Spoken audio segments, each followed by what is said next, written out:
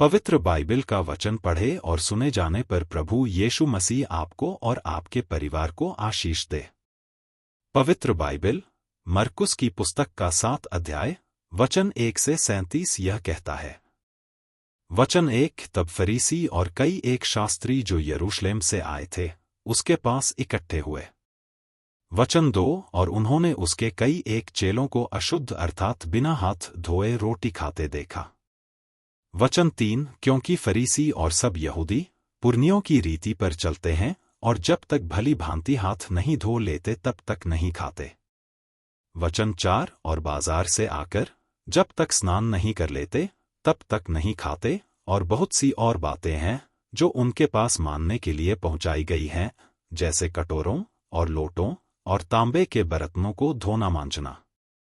वचन 5 इसलिए उन फरीसियों और शास्त्रियों ने उससे पूछा कि तेरे चेले क्यों पुरनियों की रीतों पर नहीं चलते और बिना हाथ धोए रोटी खाते हैं।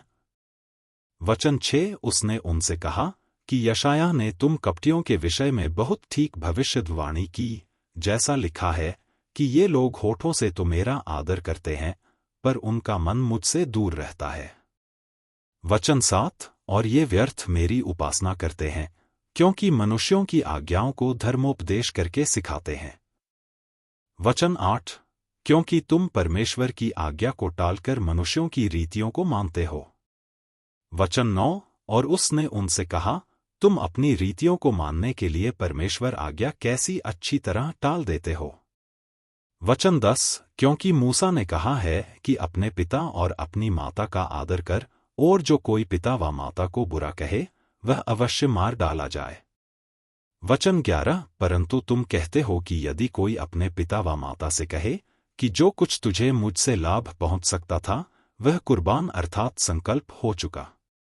वचन 12 तो तुम उसको उसके पिता व उसकी माता की कुछ सेवा करने नहीं देते। वचन 13 इस प्रकार तुम अपनी रीतियों से जिन्हें तुमने ठहराया है परमेश्वर का वचन टाल देते हो और ऐसे ऐसे बहुत से काम करते हो। वचन 14 और उसने लोगों को अपने पास बुलाकर उनसे कहा तुम सब मेरी सुनो और समझो।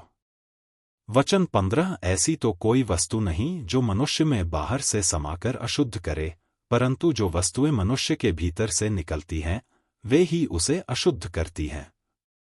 वचन 16 यदि किसी के सुनने के कान हो तो सुन ले। वचन 17 जब वह भीड़ के पास से घर में गया तो उसके चेलों ने इस दृष्टांत के विषय में उससे पूछा।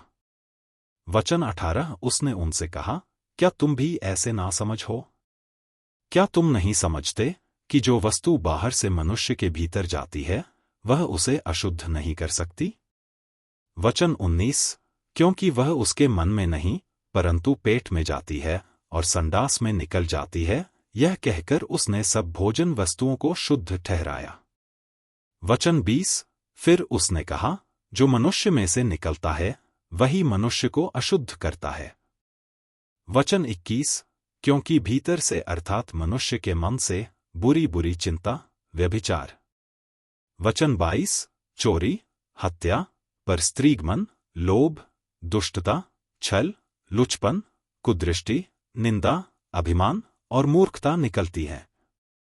वचन 23 ये सब बुरी बातें भीतर ही से निकलती हैं और मनुष्य को अशुद्ध करती हैं।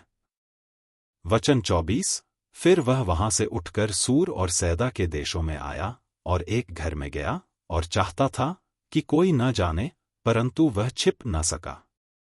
वचन 25 और तुरंत एक स्त्री जिसकी छोटी बेटी में अशुद्ध आत्मा थी उसकी चर्चा सुनकर आई और उसके पांवों पर गिरी।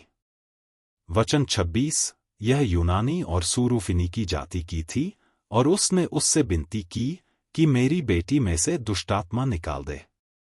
वचन 27 उसने उससे कहा पहले लड़कों को तृप्त होने दे, क्योंकि लड़कों की रोटी लेकर कुत्तों के आगे डालना उचित नहीं है।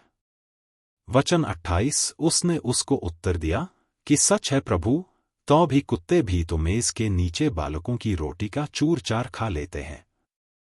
वचन 29 उसने उससे कहा इस बात के कारण चली जा, दुष्टात्मा तेरी बेटी में से निकल गई है।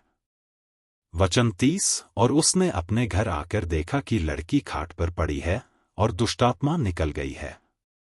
वचन 31। फिर वह सूर और सैदा के देशों से निकलकर दिकपुलिस देश से होता हुआ गलील की झील पर पहुंचा। वचन 32। और लोगों ने एक बहिरे को जो हकला भी था उसके पास लाकर उससे विनती की कि अपना हाथ उस पर रखे। वचन 33। तब वह उसको भीड़ से अलग ले गया और अपनी उंगलियां उसके कानों में डाली और थूक कर उसकी जीभ को छुआ। वचन 34। और स्वर्ग की ओर देखकर आह भरी और उससे कहा, इप्फतह, अर्थात खुल जा। वचन 35। और उसके कान खुल गए और उसकी जीभ की गांठ भी खुल गई और वह साफ साफ बोलने लगा। वचन 36। तब उसने उन्हें चिताया कि किसी से न कहना, परंतु जितना उसने उन्हें चिताया उतना ही वे और प्रचार करने लगे।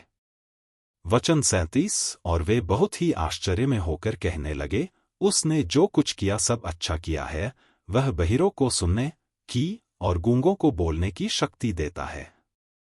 यदि आप विश्वास करते हैं तो यह वचन सभी विश्वासियों को भेजें और इस चैनल को प्रभु यीशु मसीह के नाम से सब्सक्राइब करें और आशीष प्राप्त करें। धन्यवाद।